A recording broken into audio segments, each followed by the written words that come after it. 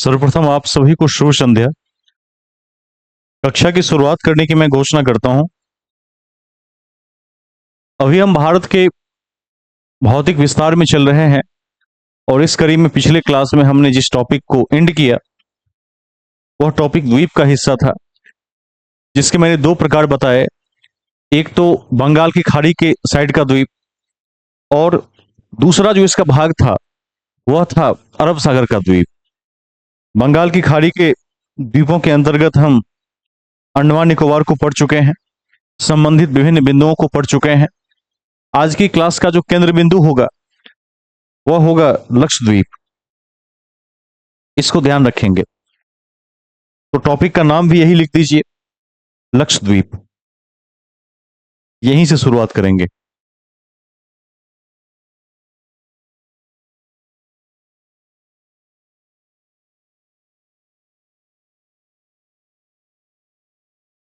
लक्षद्वीप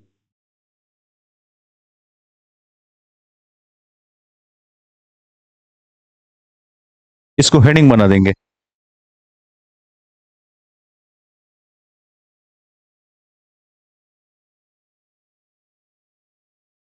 अब इस कड़ी में जो सबसे महत्वपूर्ण बातें हैं वो क्या क्या है, लक्षद्वीप में क्या क्या महत्वपूर्ण है, तो इसको जानने के लिए मैप का प्रयोग करना पड़ेगा।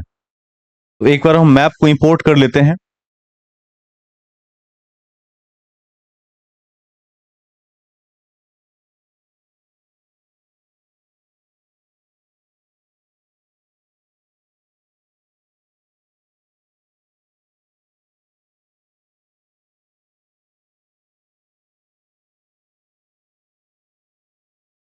यह भारत का नक्शा है। अब इस नक्शे को ध्यान से देखने की आवश्यकता है। इसमें आप देखेंगे कि जो नक्शे में बायां साइड का हिस्सा है यह अरब सागर का हिस्सा है। यह पूरा क्षेत्र अरब सागर है और इसी में आपको यहां पर दिखेगा लक्षद्वीप लिखा हुआ है। ध्यातव्य है कि इस तरफ कितने हैं, 204 द्वीप हैं और इस तरफ कितने हैं, 45। इसको याद रखना है, उस तरफ 204 और इस तरफ 43। अब लक्षद्वीप में क्या क्या इंपॉर्टेंट है, तो इसकी सबसे खास बात जो कल बताए भी थे, यह बना हुआ है प्रवाल भित्ति से। इसको नहीं भूलना चाहिए। जबकि उस साइड के जो द्वीप बने हैं वह ज्वालामुखी अवशेषों से निर्मित द्वीप हैं, जिसकी चर्चा हमने ऑलरेडी कल कर ली थी। तो इसमें पहला पॉइंट लिख दीजिए, लक्षद्वीप में यह द्वीप अरब सागर में है। यह द्वीप अरब सागर में है, जो यह द्वीप अरब सागर में है जो प्रवाल भित्ति जो प्रवाल भित्ति यानी कोरल रीफ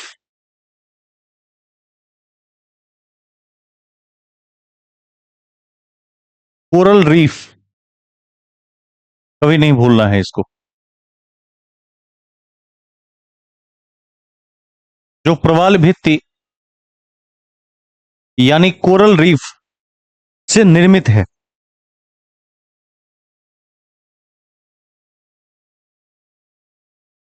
प्रवाल भित्ति से निर्मित है। अब यहां पर एक क्वेश्चन जो बराबर पूछा जाता है उसको नोट में लिख दीजिए, पॉइंट बनाकर लिखिए, विश्व की सबसे बड़ी प्रवाल भित्ति।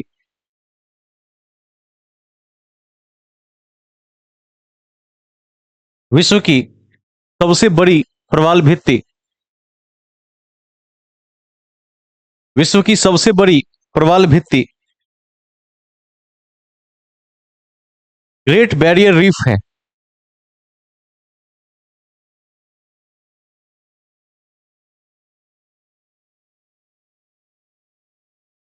ग्रेट बैरियर रीफ है जो ऑस्ट्रेलिया के क्वींसलैंड के पूर्वी तट पर है। जो ऑस्ट्रेलिया के क्वींसलैंड के पूर्वी तट पर है।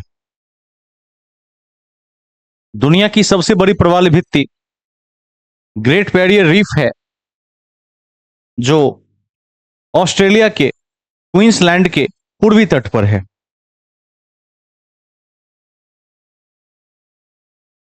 पूर्वी तट पर है। ठीक है। तो अगला पॉइंट बनता है कि प्रवाल भित्ति होता क्या है। तो प्रवाल भित्ति एक सेमार जाति के कीट के माध्यम से तैयार किया जाता है, कैल्शियम कार्बोनेट से बना होता है। इसको हर हाल में याद रखना चाहिए। और इसे समुद्री एक्वेरियम के रूप में भी जाना जाता है, मूंगे के रूप में जाना जाता है, मूंगा। ठीक है। तो लिख दीजिए कोरल रीफ या प्रवाल भित्ति।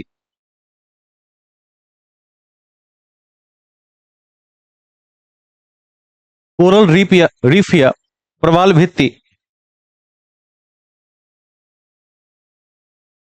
प्रवाल भित्ति रासायनिक दृष्टिकोण से रासायनिक दृष्टिकोण से कैल्शियम कार्बोनेट का बना होता है। रासायनिक रूप से कैल्शियम कार्बोनेट का बना होता है।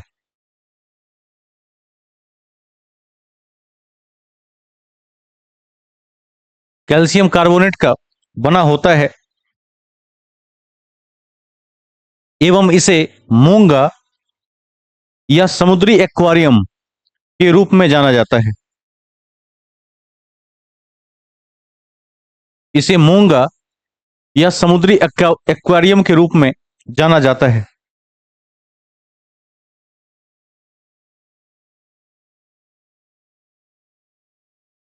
इसका मुख्य उद्देश्य इसका मुख्य उद्देश्य समुद्री तटों की रक्षा करना। इसका मुख्य उद्देश्य समुद्री तटों की रक्षा करना एवं पर्यटन के दृष्टिकोण से है। पर्यटन के दृष्टिकोण से है।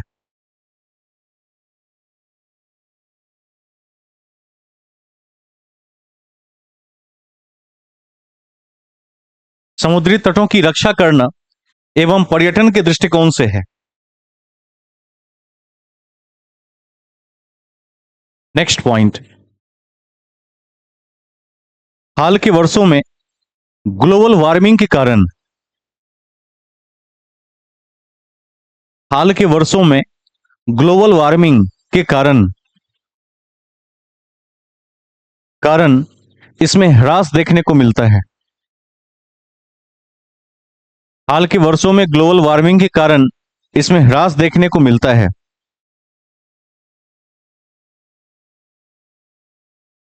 ठीक है। तो एक चीज ध्यान रखेंगे, संख्या तो मैंने आपको बता दिया। इस तरफ 204 द्वीप हैं टोटल, और इस तरफ कितने हैं? 43। अब इस 43 में, अभी हम अरब सागर में हैं, इस 43 में सबसे अधिक द्वीप लक्षद्वीप के पास है। और सबसे बड़ा द्वीप कौन सा है? मिनिकॉय द्वीप है। इसको याद रखना है इसमें। और इसमें सभी पर लोग नहीं रहते हैं, केवल एक द्वीप पर व्यक्ति निवास करता है, बाकी सब निर्जन द्वीप हैं, वहां कोई नहीं रहता है। लिख दीजिए इसका आदर्श तापमान 23 से 25 डिग्री सेल्सियस होता है। इसका आदर्श तापमान 23 से 25 डिग्री सेल्सियस होता है। 23 से 25 डिग्री सेल्सियस होता है। एवं एवं महत्वपूर्ण है कि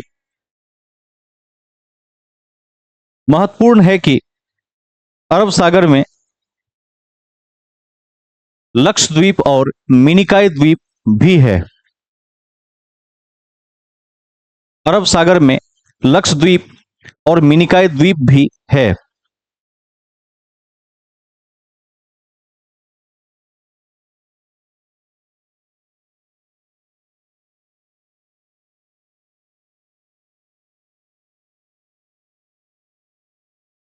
लक्षद्वीप और मिनिकॉय द्वीप भी है। नेक्स्ट पॉइंट, इनका विस्तार 80 डिग्री उत्तर से 12 डिग्री उत्तर, इनका विस्तार 80 डिग्री उत्तर से 12 डिग्री उत्तर एवं उत्तर वाला अक्षांश है, ध्यान रखिएगा, एवं 71 डिग्री पूरब,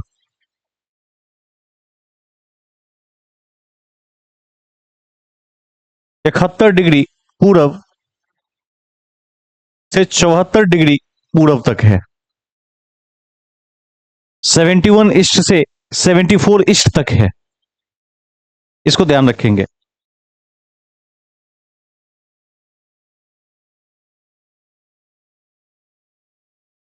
ठीक है, नेक्स्ट पॉइंट, अगला बिंदु लिखिए, लक्षद्वीप में कुल 36 द्वीप हैं। लक्षद्वीप में कुल 36 द्वीप हैं एवं लक्षद्वीप में कुल 36 द्वीप हैं एवं इसमें केवल एक द्वीप पर मनुष्य निवास करता है।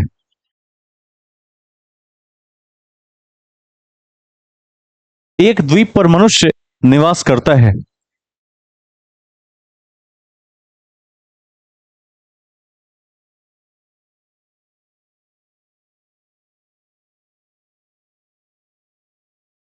इसमें सबसे बड़ा द्वीप मिनिकॉय द्वीप है। इसमें सबसे बड़ा द्वीप मिनिकॉय द्वीप है। मिनिकॉय द्वीप है, ठीक है, इसको ध्यान रख लेंगे, महत्वपूर्ण है।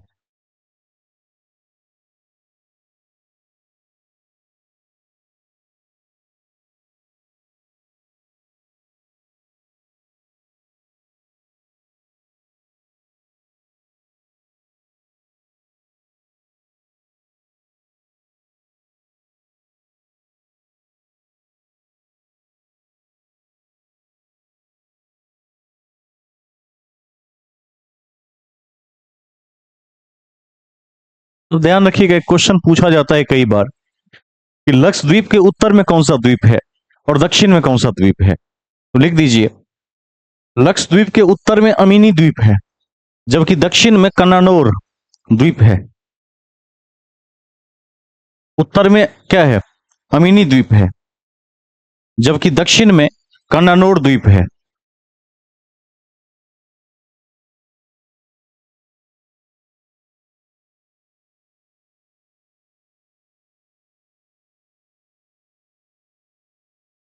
ठीक है, इसको ध्यान में रखेंगे। फिर से एक अभ्यर्थी मैसेज कर रहे हैं कि हम कल से प्रेजेंट होंगे। अरे भाई, कल कभी नहीं आता है।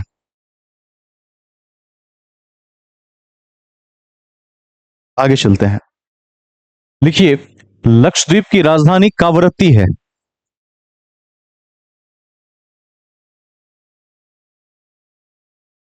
लक्षद्वीप की राजधानी कावरत्ती है, इसको याद रखिएगा, कावरत्ती है। ठीक है, लक्षद्वीप की राजधानी कहां है, कावरत्ती है। अब कौन बताएंगे कि अंडमान निकोबार की राजधानी कहां पर है।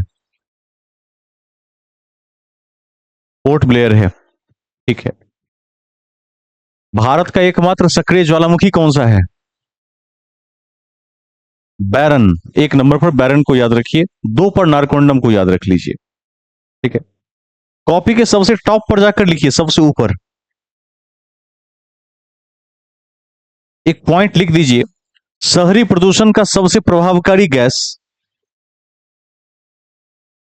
शहरी प्रदूषण का सबसे प्रभावकारी गैस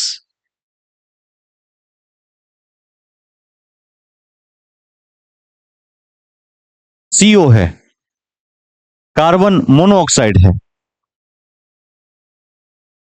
कार्बन मोनोऑक्साइड है।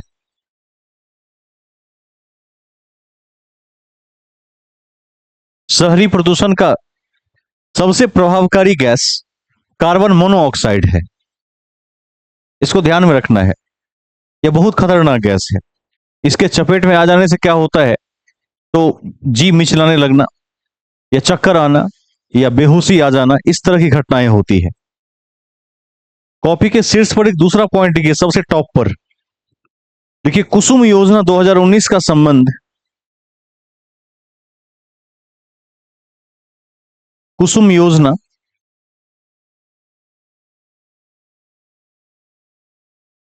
2019 का संबंध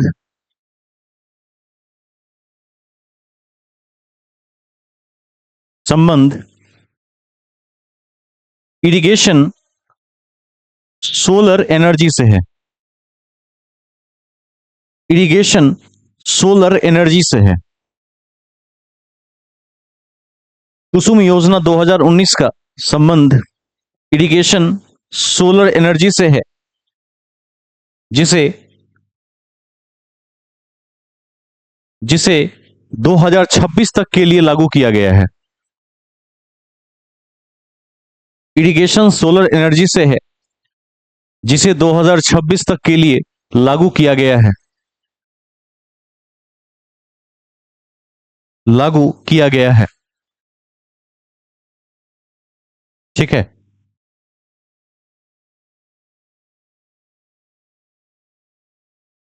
एक बार मैप को दोबारा देखना चाहिए।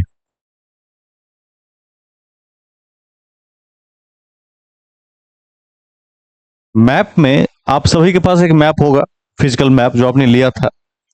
उस मैप में आप इस तरफ जाके देखिए, इस तरफ आपको चैनल मिलेगा कोने पर, यहां और यहां पर। यहां भी लिखा होगा 8 डिग्री 10 डिग्री, उस कोने पर भी लिखा होगा 8 डिग्री 10 डिग्री। उसको मैच करके देखिए, ऐसे मनी मन एक काल्पनिक लाइन बना के देखिए, मैच करके देखिए उसको, एक लकीर सी बन जाएगी। सभी अपने मैप में खोजेंगे, यदि मैप पास में है तो। इतना याद रखना है कि 8 डिग्री चैनल मिनिकॉय को मालदीव से अलग करता है, जबकि 9 डिग्री चैनल मिनिकॉय को लक्षद्वीप से अलग करता है। 10 डिग्री अंडमान से निकोबार को अलग करता है। ठीक है। और 11 डिग्री लक्षद्वीप को 2 भागों में बांटता है। लिख दीजिए, नोट में लिख दीजिए, 8 डिग्री चैनल,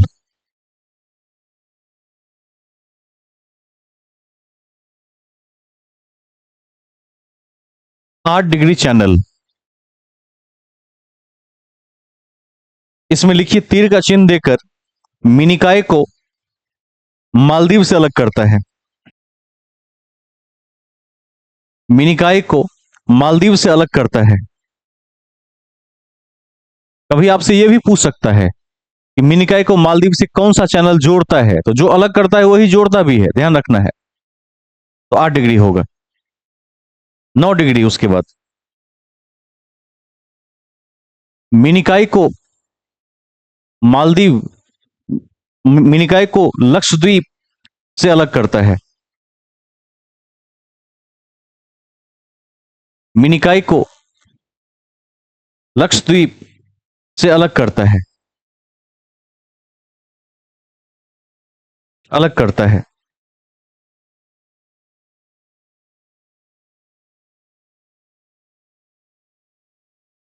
नेक्स्ट पॉइंट देखिए, कुछ अन्य द्वीप भी महत्वपूर्ण हैं। कुछ अन्य द्वीप भी महत्वपूर्ण हैं, जैसे खंबात की खाड़ी में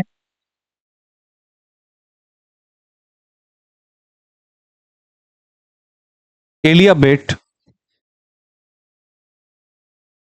एलियाबेट एवं खालियाबेट। एलियाबेट एवं खालियाबेट द्वीप। खंबात की खाड़ी में एलियाबेट एवं खालियाबेट द्वीप।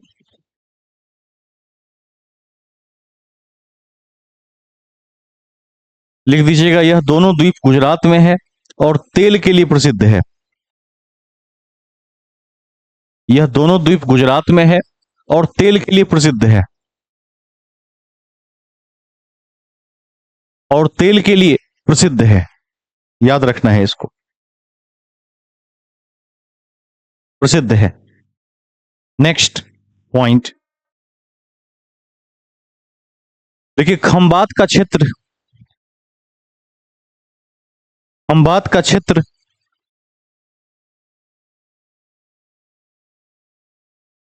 खंबात का क्षेत्र ब्रैकेट में गुजरात, गुजरात। खंबात का क्षेत्र तेल और खनिज के लिए प्रसिद्ध है।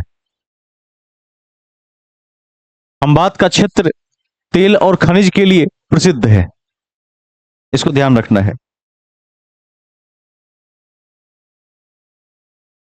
प्रसिद्ध है। नेक्स्ट पॉइंट लिखिए, कोरल रीफ, कोरल रीफ का भोजन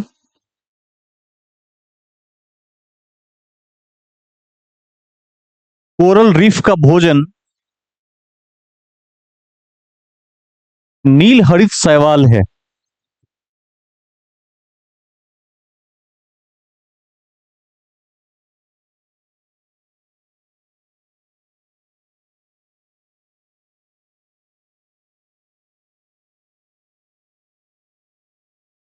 ब्लू ग्रीन अल्जाई, कोरल रीफ का भोजन नील हरित शैवाल है। ब्लू ग्रीन अल्जाई, इसको याद रखिएगा।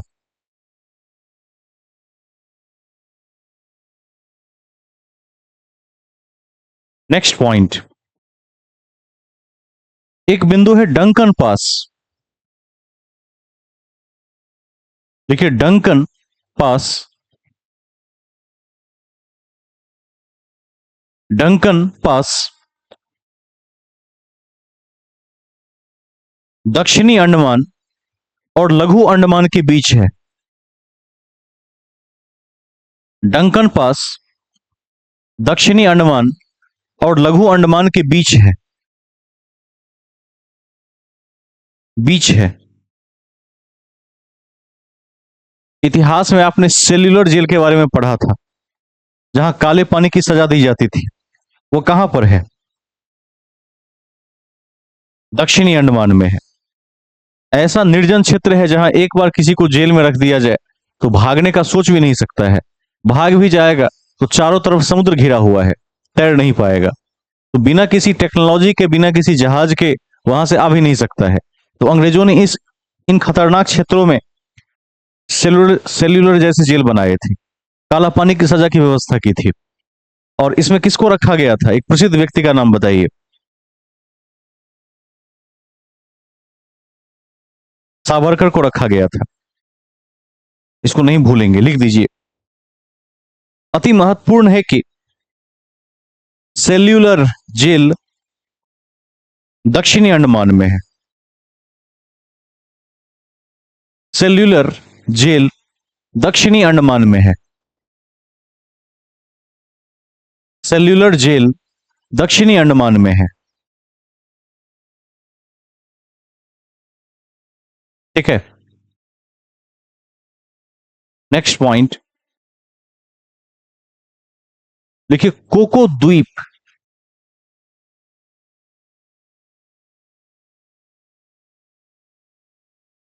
कोको द्वीप वर्तमान में म्यांमार में है, लेकिन पहले भारत में था। कोको द्वीप वर्तमान में म्यांमार में है, लेकिन पहले भारत में था। पहले भारत में था। अगला बिंदु, नेक्स्ट लिखिए, Coco Channel, Coco Channel, Coco Channel Myanmar को उत्तरी अंडमान से अलग करता है। कोको चैनल म्यांमार को उत्तरी अंडमान से अलग करता है। उत्तरी अंडमान से अलग करता है। Next point, very very important करके लिखेंगे, पूछा जाएगा ये क्वेश्चन। न्यू मुरे द्वीप पश्चिम बंगाल में है।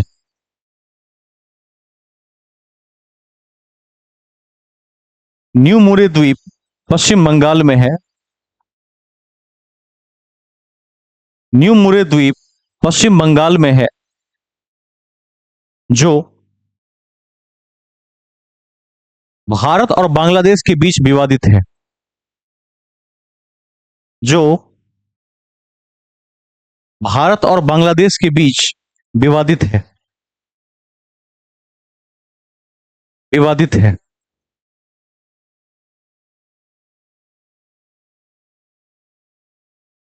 विवादित है। नेक्स्ट पॉइंट,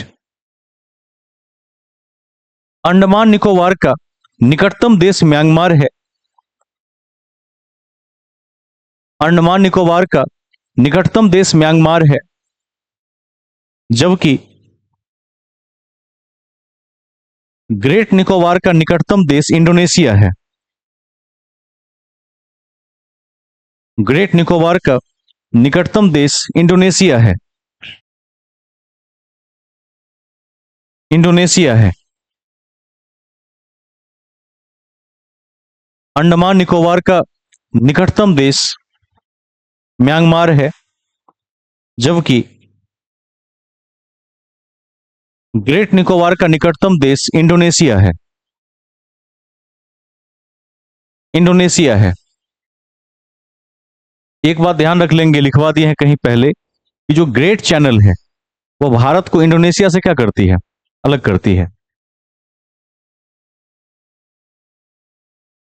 अगला एक शॉर्ट टॉपिक है जिसका नाम है मरुस्थल, डेजर्ट। अगले टॉपिक में लिखिए मरुस्थल। मरुस्थल, इसको आगे बढ़ाते हैं।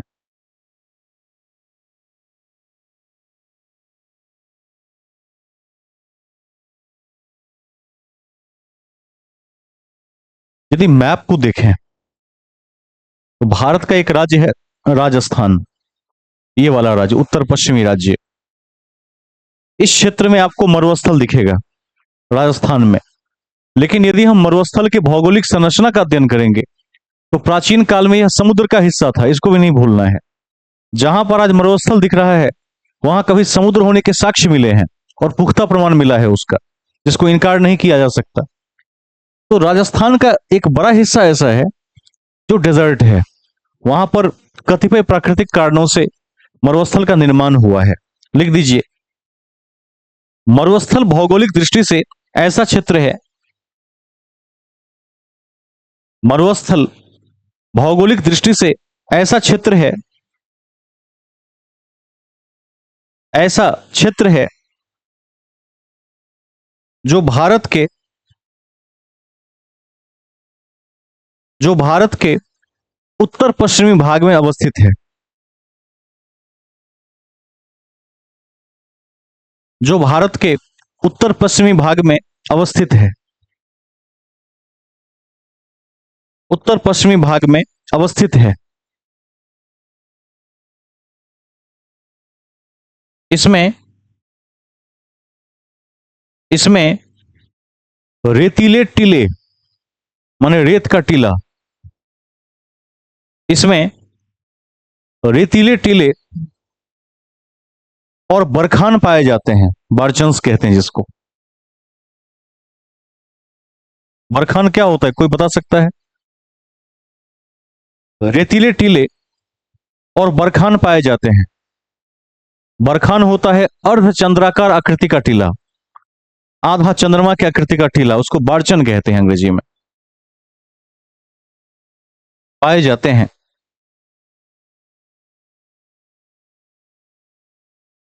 देखिए, इस क्षेत्र में वर्षा की मात्रा, इस क्षेत्र में वर्षा की मात्रा 150 मिलीमीटर या उससे नीचे होती है। इस क्षेत्र में वर्षा की मात्रा 150 mm या उससे नीचे होती है। उससे नीचे होती है। ठीक है। अब वर्षा कम होगा तो क्या होगा? वनस्पति क्या होगा? कटीला होगा, शुष्क होगा, तो वहां कैक्टस के पौधे मिलेंगे। आपको बता दूं कि मरुस्थल में जिस इलाके में जिस तरह का जीव होता है वो जीना सीख जाता है। अनुकूलन कहते हैं इसे बायोलॉजी में। मरुस्थल में एक चूहे की प्रजाति पाई जाती है। वो इतना चालाक होता है कि जैसे उसको कोई अनाज का दाना मिल गया तो वो उसको पहले खाएगा नहीं, पहले जाकर कहीं जमीन में क्या होगा, रोप देगा जाकर, और जब वहां पौधा निकल आएगा तो पौधे को खा जाता है। इसका कारण यह है कि उसको उससे क्या होता है, नमी की प्राप्ति भी हो जाती है और भोजन भी मिल जाता है। इसको ध्यान रखना है। उस तरह से जो मरुस्थलीय गिरगिट होता है उसके शरीर पर क्या होता है, छिपकली के शरीर पर कांटा निकला हुआ होता है। रात के समय में अपने कांटे को खड़ा कर देता है, तो जब ओस गिरती है तो कांटों से अवशोषित करके जल की आवश्यकता को पूरा करता है, और दिन भर क्या होता है, कहीं जाके छुप जाता है, ऐसे जगह पर मिट्टी के अंदर जहां धूप का प्रभाव कम से कम पड़े।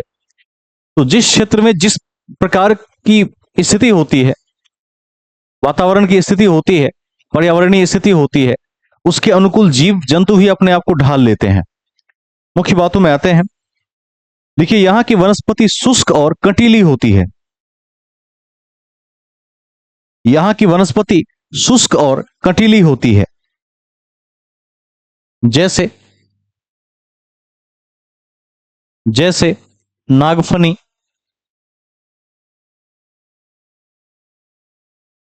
नागफनी,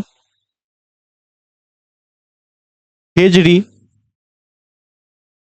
इत्यादि। नागफनी को ही कैक्टस कहते हैं अंग्रेजी में। कैक्टस, खेजड़ी इत्यादि।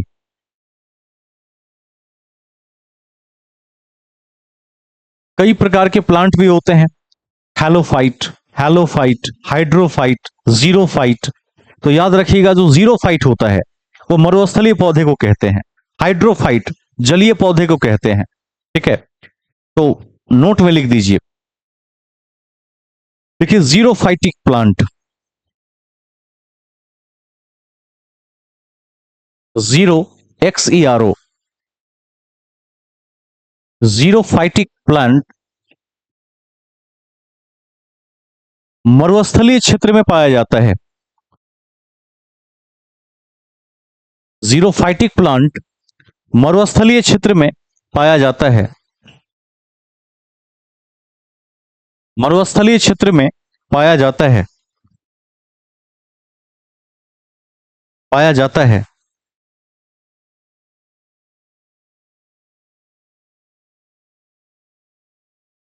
ठीक है।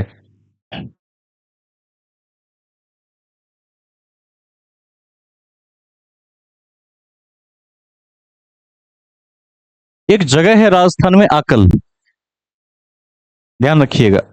वहां पर एक जीवाश्म पार्क है जिसका नाम है काष्ठ जीवाश्म पार्क।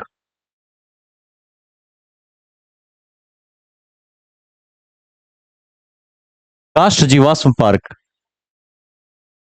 यहां पर जिस प्रकार के प्रमाण मिले हैं, प्रमाण रखे हुए हैं, उन प्रमाणों से स्पष्ट होता है कि मेसोजोइक युग में, मेसोजोइक पढ़ा दिए हैं, मेसोजोइक युग में जो मरुस्थल है वह समुद्र का हिस्सा था। वहां महासागर था एक समय में। लिख दीजिए। ऐसा कहा जाता है कि, ऐसा कहा जाता है कि मेसोजोइक काल में, मेसोजोइक काल में मरुस्थल समुद्र का हिस्सा था। मेसोजोइक काल में मरुस्थल समुद्र का हिस्सा था, जिसकी पुष्टि, जिसकी पुष्टि आकल स्थित काष्ठ जीवाश्म पार्क से होती है। जिसकी पुष्टि आकल स्थित काष्ठ जीवाश्म पार्क से होती है।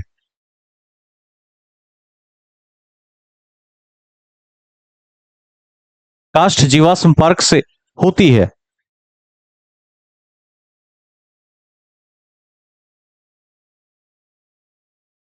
एवं जैसलमेर स्थित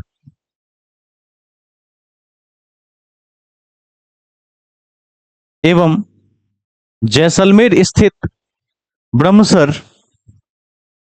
क्षेत्र से भी इसकी पुष्टि होती है।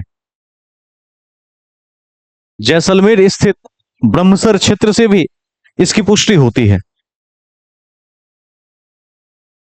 पुष्टि होती है।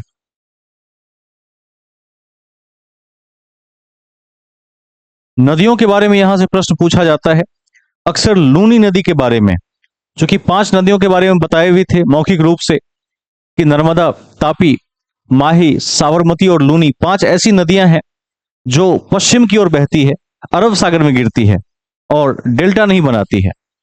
तो उसमें एक लूनी भी है जो मरुस्थल के नीचे यानी दक्षिणी भाग में पड़ता है मैप में, और वहीं पर लुप्त हो जाता है। लिख दीजिए, मरुस्थल के दक्षिणी भाग में, मरुस्थल के दक्षिणी भाग में एक अंतःस्थलीय नदी, मरुस्थल के दक्षिणी भाग में एक अंतःस्थलीय नदी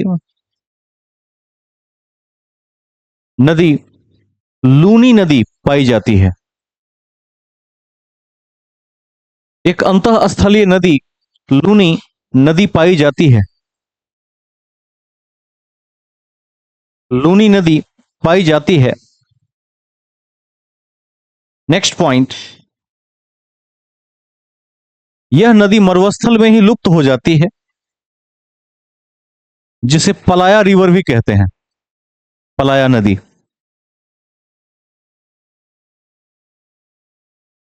यह नदी मरुस्थल में लुप्त हो जाती है, जिसे पलाया नदी भी कहते हैं। पलाया नदी भी कहते हैं। कहते हैं।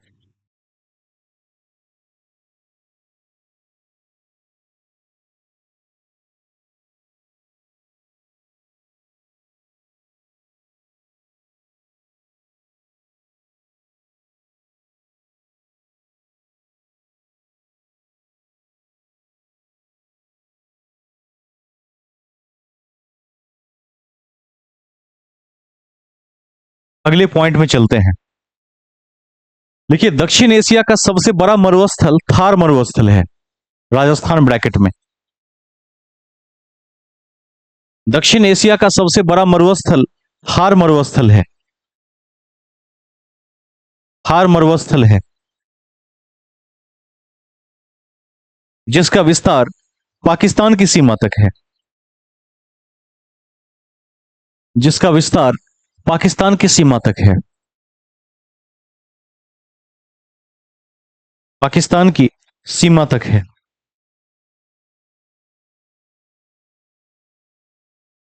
इस चैप्टर में 2 टॉपिक बच गया है, जो कि बड़ा चैप्टर था। एक बड़ा टॉपिक है पठार, इंग्लिश में प्लेटो कहते हैं, जो खनिज के दृष्टिकोण से अलग महत्ता रखता है, और भारत में इसके कई पार्ट्स भी हैं, जैसे मालवा का पठार, दक्कन का पठार, इस तरह से। तो इसके कई पार्ट्स हैं। एक बघेलखंड का पठार है, बुंदेलखंड है, कर्नाटक का पठार अलग है, छोटा नागपुर का पठार अलग है, तेलंगाना का पठार अलग है।